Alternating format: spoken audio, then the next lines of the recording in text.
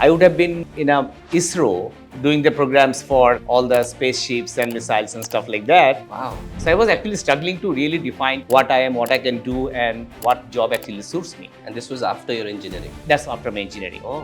When there was a career and the American dream that I could have pursued, I decided to come back to India. If you not detach corporate from life, it's the same thing, right? You have to find a way which makes you think and feel excited about what you do every day. Don't allow your employee to go home unhappy on a Friday evening. Okay. He'll think about that, and Monday he'll come back as an unhappy employee of yours. Hello everyone, welcome back to another episode of my podcast, Marketing Masala Maar Ke. My name is Ratish and I'm the founder of the Kite Flyers. Today I have a very special guest in the house.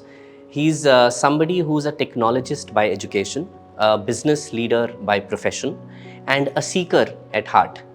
He's somebody I've had the privilege of working with directly. He's somebody who's a great leader, a fabulous mentor, a beautiful guide, and most importantly, a great friend. Please join me in welcoming Mr. Arindam Ray Chaudhuri, Chief Operating Officer, AgreeYa Solutions.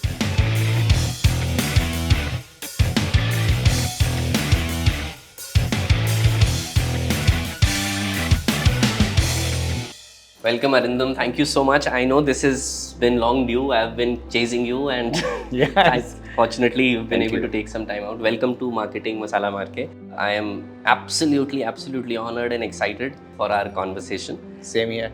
And so let's not waste any time. Let's Sure. just kind of quickly get started with the conversation. Sure. So let's kind of start from the very beginning. Just walk me through and everybody through your journey as a child. How were you, and then how we moved to where you are, and all of that. So going back to childhood will be quite a bit of journey. Maybe I'll refer to my childhood journey a little later, but start with my career map and when I started the job and stuff like that. I mean, maybe you don't know that I would have been in a ISRO doing the programs for all the spaceships and missiles and stuff like that because my first offer letter came from ISRO.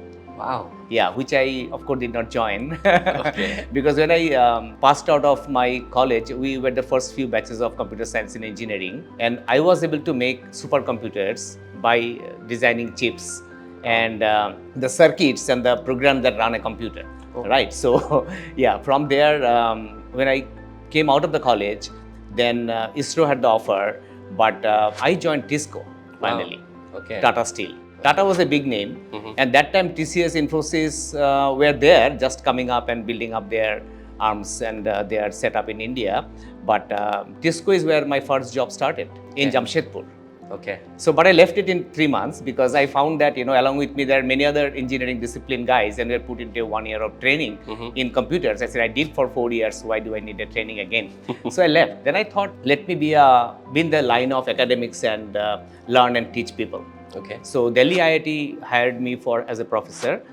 So that was the stint that I had for again few months. So I was actually struggling to really define what I am, what I can do, and what job actually suits me. And this was after your engineering? That's after my engineering. Oh, okay. So Tata Steel and then Delhi IIT as a professor. And then I found that academics are possibly not in pace with the industry, and I may slow down and I may not be up to date and may not be using my skill or learn things which are shaping up faster in the industry compared to the educational establishments. So I joined TCS that time. Okay. So back to Tata. Kind of back to Tata. But TCS that time was CMC Limited. Oh, okay. Yeah, which became TCS after a few years. Okay. So it was, to be precise, it is CMC Limited. I was working in Calcutta. Again, building up application programs, pure hardcore techie, writing programs. And I remember that one of my first program was for Calcutta State Transport Corporation. And that computerization happened when the communist government that time was resisting computerization in the state. So there was a lot of bureaucracy, and we had a hard time to actually do the inauguration of the computerization because there was a lot of agitations against computer And being coming in resistance and to it, taking the fear of the jobs being taken. Sure. So anyway, that was all kind of start that happened, and how it shapes up your what you finally go as a destiny. I was in a batch of people who are I was from Jadavpur University, and then there was a couple of from IIT Kanpur and 3 are from IIT Kharagpur. So it was not about writing a program that meets the end goal of the customer, but it was about who can write the best of the program. So it was a huge competition and a kind of strive towards writing the best of the code. Okay. Right. But then when it came to the customers visiting us, people used to push me. Arindam, go and meet the customer, give the demo. I used to hate it. I want to do programming. Why are you pushing me to the to the discussions and demo and stuff like that? But then I realized that those things all helped me to understand the customer perspective. And what I am today, more customer facing, more with the outside world than actually in the back end, as being a back end techie, it all shaped up from the interaction that I had with the customers from the very beginning. Okay. So that's how it started. But it all went off with TCS, HCL Tech, and then I moved into US and worked for about 3-4 years. And then I was in UK for a couple of years. Again, application programmer, then your project manager, architect, those kind of role that I played. Pure technology. Pure technology. So, and then after my stint abroad, the India was calling me. Okay. And that time, everybody was going and flocking towards US and trying to build up their career, life, dream in the areas of their comfort. But I was the one who came back to India. And coming back to India was not easy because that time, if you look into mid-90s India, was very different. Very different. Absolutely. A lot of political turmoil. And then you had the standard of life was not very good. Amenities were not in plenty, and then you also earn very, very less. Yeah. So moving back from the West into the country back again was a hardship in a way. I think I started adapting to the situation here, and then it paid off finally because my goal was never to actually only become a career-oriented professional, but see life in wholesomeness. And India provided me that, connect with the people, connect with the family, the land where I'm born. I think I felt more comfortable about being here and happily doing things. Okay. So that's the kind of the first 10 years of my journey. And then I joined a company which was a startup, and I was appointed as a global delivery head for the company. It was a small company, but they pushed me into doing a lot of stuff around pre-sales, marketing, and then building up the business and stuff like that. Okay. So that gave me a exposure of knowing things, how a typical operation works in entirety, and how the components are being stitched up together to meet the end goal of a solution that you provide to your customers. And then I think AgreeYa came into the picture. Wow. Yeah. So that was my, I think, 10th, 12th year of my experience. And AgreeYa California is AgreeYa is a global system integrator based out of California. So they wanted to set up in India, and they were looking for people who can, or leadership rather, who can drive the India operation. So I got a call, and then I joined. That was early, maybe 2004. Okay. And then it is wow. No, I know you just completed 2 decades, so I'll come to that. Yeah. So you must have been one of those early few who actually kind of set up AgreeYa, which is today 700 people in India. Yeah, it moves between 800 plus. So you've been the first 8, 9, and from there to 800. Yeah, you can say almost the first 4 or 5, because when I joined in, we started off very small. And from building up brick to brick, and then getting people setting up practices and getting things done from India for our global clients in US. So those things all started, and I was along with few other leadership was part of the journey from the beginning. Excellent. Must be quite rewarding. Perfect. Like you just mentioned, right? Early 2004 to till date. Yep. AgreeYa, 20 right? years. And from first 4 to 800, whatever. So was must be quite rewarding, right? I mean, just to see something pretty much like an entrepreneur. Yeah, it is. In a way, it is, because it's something like a lot of belongingness and ownership. You did that. It was not a job. AgreeYa became a life, right? It became a family. So I could not see the organization as different from my life, right? So it aligned with my goal, and it was a rewarding, fulfilling, and few ups and downs, because 20 years is a journey when you see industry flux and a lot of other dimension that comes on the way, but extremely rewarding, a lot of learning, or rather I should say a lot of unlearning and learning again. Okay. So because the most fulfilling part of the journey in AgreeYa was, because when I joined, I was a vice president of a large software operation, and I thought things can be managed from the top by looking at reports and getting a reviews done. But in AgreeYa, I had to become hands-on again. Right. And that's something Right. that we believe in a lot of hands-on work approach, and so I had to unlearn and learn a lot of stuff, and it's still going on. Wonderful, wonderful. चलिए, so you started as a techie. Yeah. जैसे आपने बताया. Yeah. For the large part of your career, you were doing that bit only, and then you moved to the business side of things, and then eventually grew up the ladder and came to the management role, or Correct. you know. So I have two questions. First is this: from tech to business, was it a planned movement or was it accidental?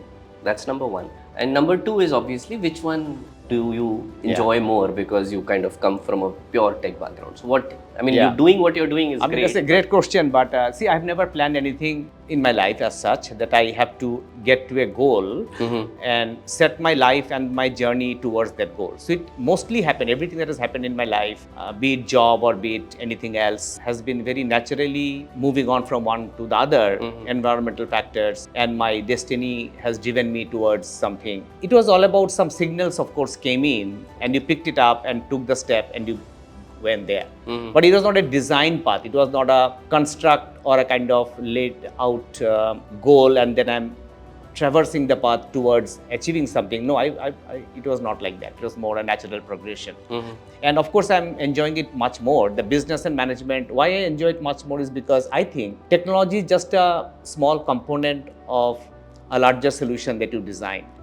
Or the canvas of life is much more bigger, and technology can only play a role of an enabler, and it can solve some problem. True. And sometimes it doesn't solve all the problems. So it has to be more of like there's a technology, there's a people, there's an ecosystem. So when you design a solution for a corporate or for the mankind or for the upliftment of humanity, technology is a great help, but you got to be understanding the true nature of the problem. And then try to bring all the elements which can solve the problem. Right. And hence, being in management and being in business give you that perspective. I've not left technology. I'm still a product owner for some of our products that we build. But I think that the wholesomeness of understanding of the canvas, that is a better exposure for me in the role that I play today in management or more business way of looking at things. But एक बात बताइए, technology, I presume, is your first love, right? Because you did your engineering, computer engineering करी तब जब लोग सोचते थे उसके बारे में, aspirational thing. Then you went to the US where it's all technology. It was the place, Silicon Valley, and you know people used to do all of that. Today, when you sometimes, I'm sure ऐसी situation आती होगी where there is this excellent technology idea that is there, right? Maybe if funded can do wonders, but business-wise it's not making sense. So now you're choosing between something that you're very passionate about and then something which, as a business leader, you need to weigh in. So how do you deal with that dilemma? Yeah, so no, I think your assumption that I am a passionate techie is possibly not the right definition for me. Achha. So even though a computer science engineer and then did a lot of hardcore programming a good part of my career, but that takes me back to my childhood, what you initially asked, right? And how my upbringings are and what I did and stuff like that. So I think I was more, when I look into my upbringing and look at my father, mother and my brothers and the association that I had, it was all about being happy in the most humble and modest situations. Okay. And a lot of connect with the people and seeing life in a way which makes you more happy, more fulfilled, right? So as an example, when I talked about modesty in life, it's all about not going after the materialistic desire or not pursue a goal which you give you wealth, but it was more towards peace, happiness, and what makes you more connected and more meaningful in life. So as an example, I was reading a lot of books on the life of the saints of India. Okay. Yeah, and that's where some bit of spirituality came in. And then I was thinking that job, technology, and your life in a metro is possibly not, I'll be there, but I'm truly not there. I'm seeking for something which is more profound and more wholesome, and which technology cannot possibly excite me because that's not taking me towards it. So even though I was in the technology space, but I was not a true techie who is excited by a new Gen AI solution coming in and how I can build a product around it. But I'll be more interested to solve a problem of humanity and try to understand life in the larger canvas, and that will excite me more. So coming back to your question, I think I'll still be opting for a business solution than a technology solution, or rather more of a life solution than a business solution, or rather it may be a solution that can more universal in nature and not a business for the corporate. So that's my typical way of frame of thoughts. So whatever comes in that frame will excite me more.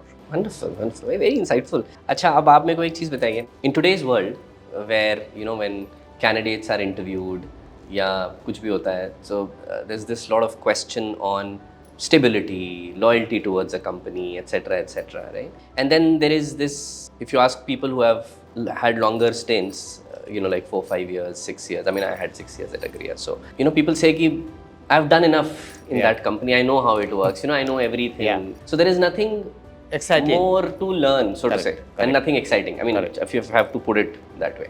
You have actually broken the barrier, so to say, with 2 decades in the same company. I know initially there must have been a lot of excitement because you are building up something from scratch and आप stuff. 4 ही लोग थे, वहाँ से आपने शुरू किया. Yeah. तो जब वो 4 से 40, 40 से 100, 100 से 400 होते हैं, तो there is a lot of achievement because you feel that you've kind of built it all. But 20 years is a lot of time, right? And there must be, after maybe a decade or some time, a person feels that, okay, I've seen it all.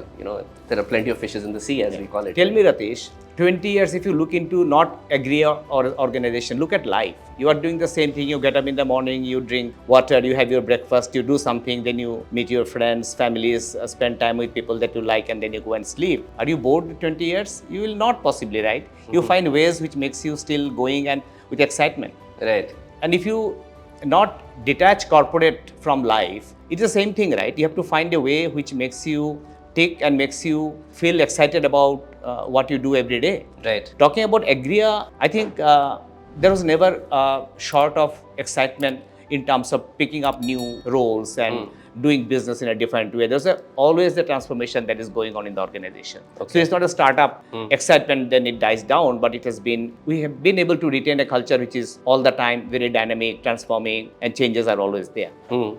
Then I think I should talk about one of the values that we follow, which is excellence. When you know the meaning of excellence is all about how can you do things in a better way. Suppose you run a 100-meter sprint and you do it in say 9.2 seconds, you can do it in 9.1 second, then you hit your limit. But you can still do that at 9.009, 9.0008, and that scale is infinite. Right.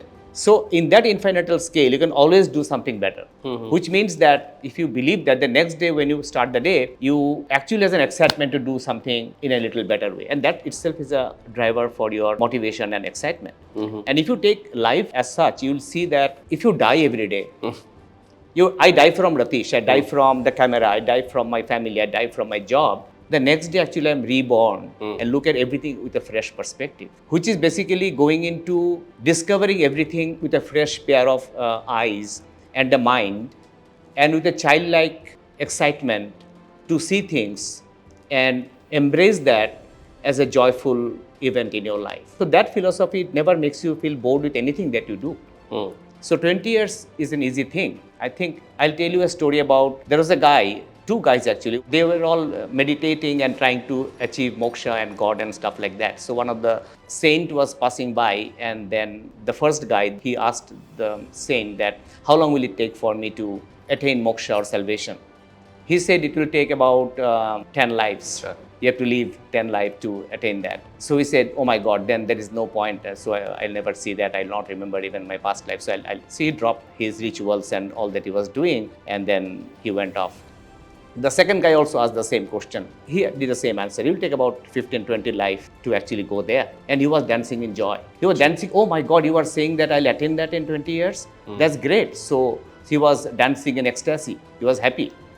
So for him, the 20 years did not, or 10 lives did not matter. It is the matter that he will attain fulfillment through the journey of life and several lives to go there. And he, you know what, at that instant, he actually attained his nirvana or whatever. So it's all about how you view things as a monotony or as something that is taking you through the journey towards a fulfillment, which is your life goal. And the daily dying and living is what I believe as a concept. Makes me feel excited every morning, every instance of life. Whatever I do is full of enthusiasm, joy, and something to look forward to. Wonderful. That's such a beautiful way of putting it. But just to poke you a little more, I'm sure in our work life, there are rough days, there are good days, right? So has there never been an instance where you felt it's enough, like that? I mean, like you mentioned, the next morning is a fresh morning and all of that. Yeah. I mean, I completely appreciate that.